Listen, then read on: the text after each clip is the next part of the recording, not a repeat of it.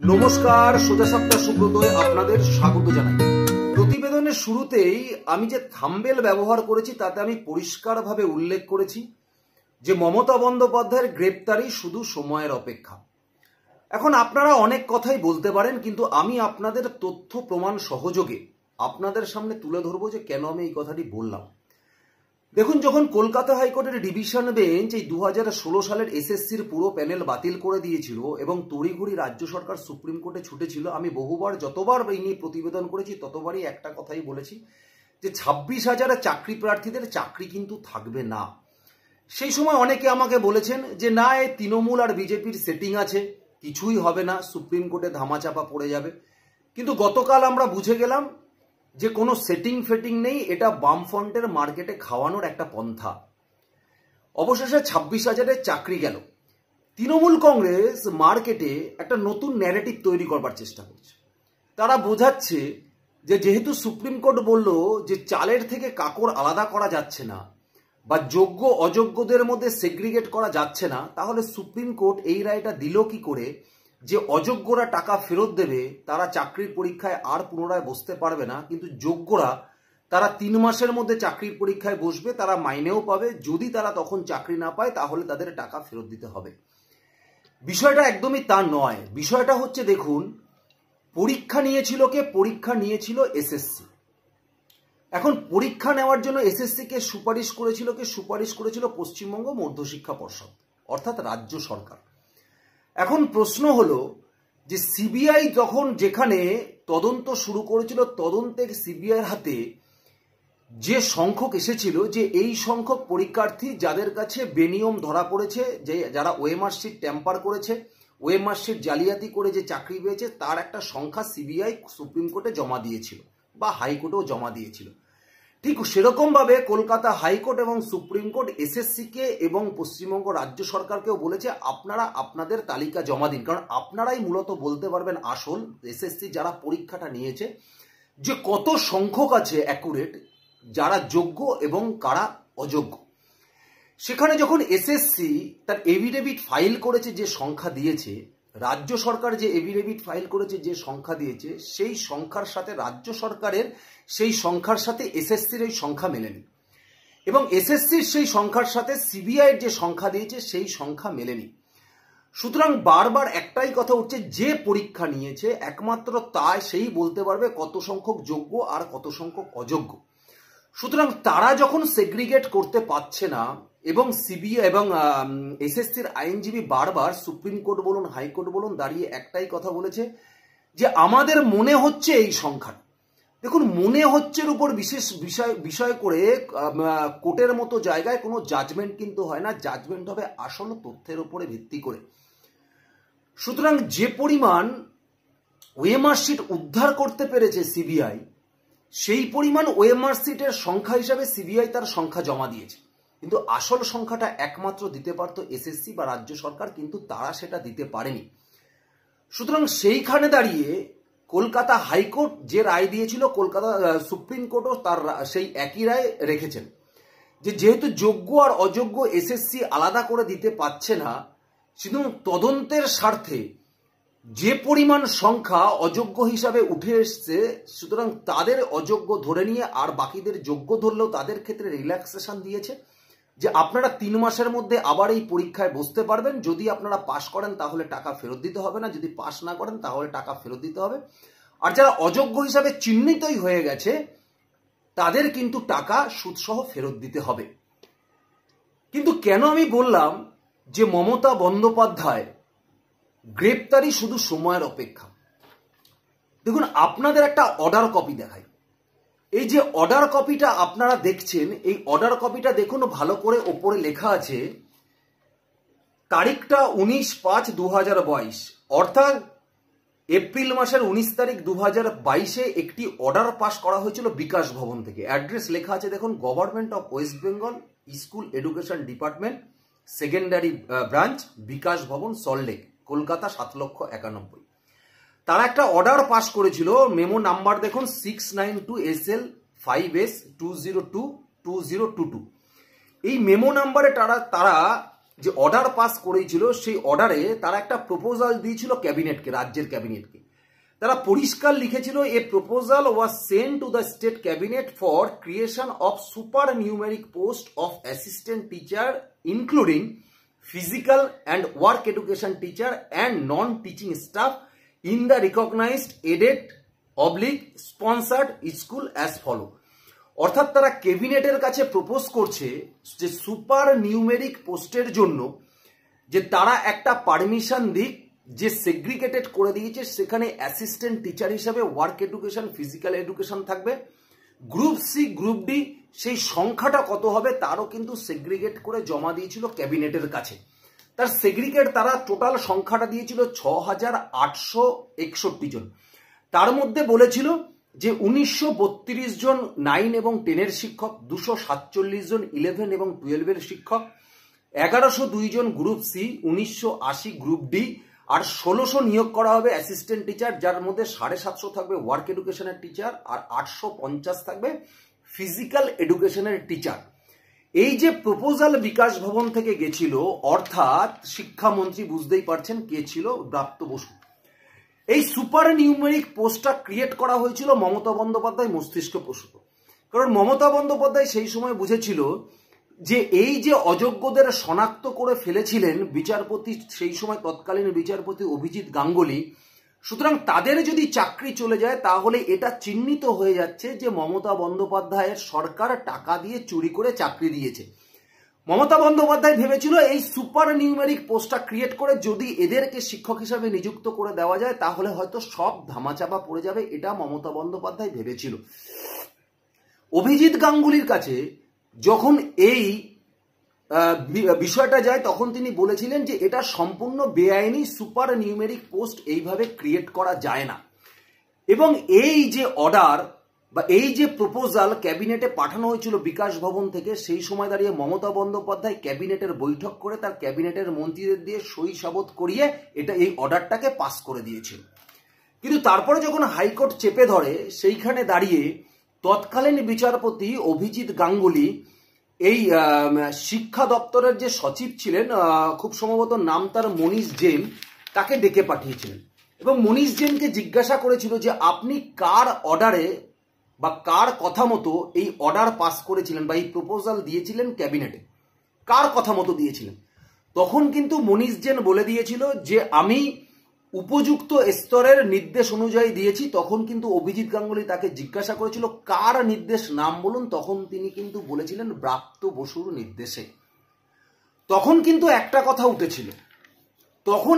কথা উঠেছিল যে অতিরিক্ত শূন্যপদ তৈরি করা দিয়ে রাজ্যের মন্ত্রিসভার ভূমিকা কিন্তু খতিয়ে দেখা হবে, রাজ্যের মন্ত্রিসভার ভূমিকা খতিয়ে দেখা হবে। এবং কোর্ট সেই সময় বুঝতে পেরেছিল যে এই এসএসসিতে যে সুপার নিউমেরিক পোস্ট ক্রিয়েট করা হয়েছে, তা এই সুপার নিউমেরিক পোস্টের আড়ালেই সুপার জালিয়াতি হয়েছিল না তো, এবং না হলে রাজ্য সরকার অতিরিক্ত শূন্যপদ তৈরির ক্ষেত্রে ছাড়পত্র কেন দিয়েছিল। এবং পরবর্তীকালে যখন এটা হাইকোর্টের ডিভিশন বেঞ্চে যায়, সেই সময় দাঁড়িয়ে হাইকোর্টের যে অর্ডার কপি ছিল, যেখানে দাঁড়িয়ে হাইকোর্টের ডিভিশন বেঞ্চ এই 2016 সালের তালিকাই বাতিল করে দিয়েছিল, তাদের 269 নম্বর পৃষ্ঠায় বলা ছিল যে অতিরিক্ত শূন্যপদ নিয়ে সিবিআই তদন্তে তারা দিয়েছিল এবং তারা বলেছিল যে সিবিআই তদন্তের উদ্দেশ্য এটা সামনে আনা যে এক্ষেত্রে কি ধরনের দুর্নীতি হয়েছে, কত বড় দুর্নীতি হয়েছে এবং কারা কারা জড়িত। এবং ভাগ করে তিনি 273 নম্বর এবং 274 নম্বর পৃষ্ঠায় বলা ছিল যে আইনে চাকরি প্রাপকদের সুযোগ করে দিতে অতিরিক্ত শূন্যপদের ছাড়পত্র দিয়েছিল এই রাজ্য সরকারের ক্যাবিনেট। সুতরাং এই রাজ্য সরকারের কোন কোন ব্যক্তিরা এর পেছনে জড়িত আছে তা নিয়ে সিবিআই আরো ভালো করে তদন্ত করবে, প্রয়োজন পড়লে সিবিআই তাদের হেফাজতে নিয়ে তদন্ত করতে পারবে। এই নির্দেশ যখনই এসছে, আসার পরেই তড়িঘড়ি রাজ্য সরকার সুপ্রিম কোর্টে চলে যায় এবং সেই সময় দাঁড়িয়ে সুপ্রিম কোর্টের প্রধান বিচারপতি প্রশ্ন করেছিল যে মন্ত্রিসভা যখন জেনে গেছিল যে বেআইনিভাবে নিয়োগ হয়েছে, মন্ত্রিসভা যখন জানে বেআইনিভাবে নিয়োগ হয়েছে, সুতরাং মন্ত্রিসভার মধ্যে কিন্তু মুখ্যমন্ত্রী বাদ নয়, মুখ্যমন্ত্রীকে ধরেই যে তারা যখন জানে বেআইনিভাবে নিয়োগ হয়েছে তারপরেও কেন সুপার নিউমেরিক পোস্ট তৈরি করা হয়েছিল বা কেন তারা তৈরি করতে গেছিল। কিন্তু হাইকোর্ট সিবিআই তদন্ত দেওয়ার পরে সুপ্রিম কোর্টে তারা এই সিবিআই তদন্তের বিরোধিতা করেছিল এবং তারপরে দেখা গেছে 2024 সালের 29শে এপ্রিল মাননীয় সুপ্রিম কোর্ট এই সিবিআই তদন্তের উপরে অন্তর্বর্তী স্থগিতাদেশ দিয়েছিল। সুতরাং তারপরে দাঁড়িয়ে বারবার তৃণমূল কংগ্রেসের পক্ষ থেকে গলা উঁচু করে উঁচু গলায় বলা হয়েছিল যে দেখুন সত্যের জয় হলো, সিবিআই তদন্তের নির্দেশ দিয়েছিল কলকাতা হাইকোর্ট, বলেছিল প্রয়োজনে ক্যাবিনেটে যারা মন্ত্রী আছে তাদেরকে কাস্টাডিতে নিয়ে জিজ্ঞাসাবাদ করা হলো, তার থেকে হয়তো তারা মুক্ত পেয়ে গেছে এটা তারা ভেবেছেন। কিন্তু খুব অদ্ভুতভাবে যখন সুপ্রিম কোর্টের প্রধান বিচারপতির বেঞ্চ, বিশেষ করে প্রধান বিচারপতি সঞ্জীব খান্না এবং বিচারপতি সঞ্জয় কুমারের বেঞ্চ যখন এই 26,000-এর এই 2016 সালের প্যানেল বাতিল করে দিল, এমনকি কলকাতা হাইকোর্টের যে রায় সেই রায়কেই বহাল রেখে দিল, রায়ের মধ্যে কোনো পরিবর্তন করলো না, সেই সময় দাঁড়িয়ে 52 নম্বর পয়েন্টে যখন এই সুপার নিউমেরিক পোস্টের কথা এসেছে, যেখানে এই সুপ্রিম কোর্টে রাজ্য সরকার পিটিশন ফাইল করেছিল এবং তার উপরে সুপ্রিম কোর্ট স্থগিতাদেশ দিয়েছিল, তৎকালীন প্রধান বিচারপতি DY চন্দ্রচূড় ছিল, তার উপরে এসে সুপ্রিম কোর্ট তার অবজারভেশনে জানিয়েছে যে এটা নিয়ে এর মধ্যে না, এটা নিয়ে আগামী 8 তারিখ পরিষ্কারভাবে শুনব। সুতরাং একটা জিনিস আপনাদের বুঝে নিতে হবে, কলকাতা হাইকোর্ট কোন বিষয়ের উপরে ভিত্তি করে সিবিআই তদন্ত দিয়েছিল। কারণ কলকাতা হাইকোর্টের অবজারভেশনে কলকাতা হাইকোর্ট বুঝতে পেরেছিল যে মন্ত্রিসভা যে ছাড়পত্র দিয়েছিল সুপার নিউমেরিক পোস্টের উপর ভিত্তি করে, সেখানে মন্ত্রিসভা যখন জানতো যে বেআইনিভাবে চাকরি হয়েছে, তাহলে কেন নতুন করে সুপার নিউমেরিক পোস্ট তৈরি করা হলো? তার পেছনে কি কোনো সুপার জালিয়াতি ছিল? এবং মন্ত্রিসভার মধ্যে কারা কারা উপকৃত হয়েছেন এর থেকে বা উপকৃত হতে চেয়েছেন সেটা সিবিআই তদন্ত করে বার করবার জন্য কলকাতা হাইকোর্টের ডিভিশন বেঞ্চ সিবিআই তদন্ত দিয়েছিল। সুপ্রিম কোর্ট ঠিক একইভাবে যখন যোগ্য আর অযোগ্যদের আলাদা করতে পারলো না, তখন কলকাতা হাইকোর্টের রায়টাকে ইনট্যাক্ট তাই রেখে দিল। তাহলে কলকাতা হাইকোর্টের তৎকালীন সময় যে অবজারভেশন এটা থাকে যে জালিয়াতি হয়েছে, তাহলে কেন ছাড়পত্র দিত? তাহলে একই ইস্যু কিন্তু সুপ্রিম কোর্টের কাছে রয়েছে যে যেহেতু জালিয়াতি হয়েছে সেটা সুপ্রিম কোর্টও স্বীকার করেছে, তাই তারা প্যানেল বাতিল করেছে। সুতরাং জালিয়াতি যখন হয়েছে তখন রাজ্য সরকার জানার পরেও কেন সুপার নিউমেরিক পোস্ট বা অতিরিক্ত শূন্যপদ তৈরির জন্য এই ক্যাবিনেট মমতা বন্দ্যোপাধ্যায়ের সই করা ছাড়পত্র কেন দিলেন, এটা নিয়েও কিন্তু সুপ্রিম কোর্ট আগামী দিনে কলকাতা হাইকোর্ট যে রায় দিয়েছিল সেই রায়ে কিন্তু বহাল থাকবে, এ বিষয়ে নিশ্চিত। আশা করি আপনাদের বোঝাতে পারলাম। সুতরাং একবার যদি সুপ্রিম কোর্ট মনে করতো যে এটা নিয়ে বেশি বিবেচনা করার দরকার নেই, এটা নিয়ে ধরার দরকার নেই, বা মন্ত্রিসভা ছাড়পত্র দিয়েছে এটা না জেনেই ছাড়পত্র দিয়েছে যে সেখানে জালিয়াতি হয়েছে, তাহলে কিন্তু এই অর্ডারেই বলে দিত যে হাইকোর্টের যে রায় সেই রায় খারিজ করে দিল, বা সুপ্রিম কোর্টের আগের যে রায় আছে এর উপরে অন্তর্বর্তী স্থগিতাদেশ সেটাই থাকবে। কিন্তু সুপ্রিম কোর্ট কিন্তু বলেনি, সুপ্রিম কোর্ট আলাদা দিন ডেট দিয়েছে যে দিনে দাঁড়িয়ে এই সুপার নিউমেরিক পোস্টের উপরে শুনানি করবে, সেটা হচ্ছে আগামী 8 তারিখ। খুব বেশি দিনও কিন্তু সময় দেয়নি। সুতরাং সুপ্রিম কোর্টের প্রধান বিচারপতির ডিভিশন বেঞ্চ এটা খুব ভালোভাবে বুঝতে পেরে গেছে যে হাইকোর্ট যে অবজারভেশনের উপরে ভিত্তি করে সিবিআই দিয়েছিল সেই অবজারভেশন ভুল ছিল না। সুতরাং সেখান থেকে সুপ্রিম কোর্টের সরে আসার বা হাইকোর্টের ওই রায়কে পরিবর্তন করার কোনো মানে আছে বলে সুপ্রিম কোর্টের কাছে কিন্তু মনে হয়নি। সুতরাং আগামী 8 তারিখে এই শুনানির মধ্যে থেকে মমতা বন্দ্যোপাধ্যায় কিন্তু এটা বুঝতে পেরে যাবে যে সিবিআই শুধু মমতা বন্দ্যোপাধ্যায় নয়, মমতা বন্দ্যোপাধ্যায়ের ক্যাবিনেটে যারা যারা আছে তাদেরকেই ধরবে, প্রয়োজনে হেফাজতেও নেবে। সুতরাং ভোটের আগে কোন কোন ক্যাবিনেট যে বাইরে থাকবে আর কোন কোন ক্যাবিনেট যে ভেতরে থাকবে এ বিষয়ে কিন্তু বলা যথেষ্ট সন্দেহ। তবে মুখ্যমন্ত্রী মমতা বন্দ্যোপাধ্যায়ের গতকালের নবান্ন বৈঠকে যে আশঙ্কা প্রকাশ মুখ্যমন্ত্রী করেছে যে গ্রেপ্তার, যদি আপনারা কি আমাকে গ্রেপ্তার করতে চাইছেন তাহলে ওয়েলকাম। সুতরাং মুখ্যমন্ত্রীর সেই বক্তব্যের মধ্যে থেকে যে জিনিস উঠে এসেছে তাতে কিন্তু মুখ্যমন্ত্রী অত্যন্ত আশঙ্কিত এবং ভীত। একবার শুনুন মুখ্যমন্ত্রীর সেই বক্তব্যটা, তারপরে আমি আপনাদের আর একটু সময় নেব, শুনে নিন একবার। যারা আপনারা আজকে বঞ্চিত হয়েছেন ন্যায্যভাবে তাদের পাশে আমরা ছিলাম, আছি এবং থাকব। তাতে যদি বিজেপি আমায় মনে ভাবে যে মানবিকতার স্বার্থে দাঁড়ালাম বলে তারা আমাদের সবাইকে জেলে পুরে দেবে, আই ওয়েলকাম। আমি সেটাকে স্বাগত জানাবো, আহ্বান জানাচ্ছি। Catch me if you can.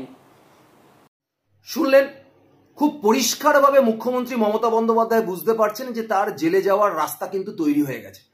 সুতরাং পরবর্তীকালে তিনি কি করবে, তাই সেটাকে বিজেপির ওপরে দোষারোপ করে যেভাবে তিনি রাজনৈতিক ফায়দা তোলার চেষ্টা করেন, ঠিক সেরকম ভাবেই বিজেপির ওপরে দোষারোপ করে পথটা খোলা রাখলেন, যাতে তিনি জেলে যাওয়ার পরেও বলতে পারেন, দেখুন কেন্দ্রীয় সরকার, বিজেপি সরকার বাংলা নিতে পারছে না বলে বাংলাকে বঞ্চনা করছে, আমাকে জেলে ঢোকালো, এটা রাজনৈতিক প্রতিহিংসা। ঠিক সেই গুণগান মমতা বন্দ্যোপাধ্যায় গাওয়া কিন্তু শুরু করে দিয়েছে। সুতরাং এই কথার মধ্যে থেকে পরিষ্কারভাবে বোঝা যাচ্ছে মমতা বন্দ্যোপাধ্যায় আগামী দিনে তার গ্রেপ্তারি নিয়ে কিন্তু আশঙ্কা প্রকাশ করছে। এবং আমি যে কথাগুলো বললাম বা যে তথ্যগুলো আপনাদের সামনে তুলে দিলাম, এই তথ্যগুলো যদি আপনারা একবার শান্তিপূর্ণভাবে মস্তিষ্কের উপরে একটু চাপ দেন, তাহলে আপনারা উপলব্ধি করবেন বা বুঝতে পারবেন মমতা বন্দ্যোপাধ্যায়ের জেলে যাওয়াটা কিন্তু শুধু সময়ের অপেক্ষা। ধন্যবাদ, নমস্কার।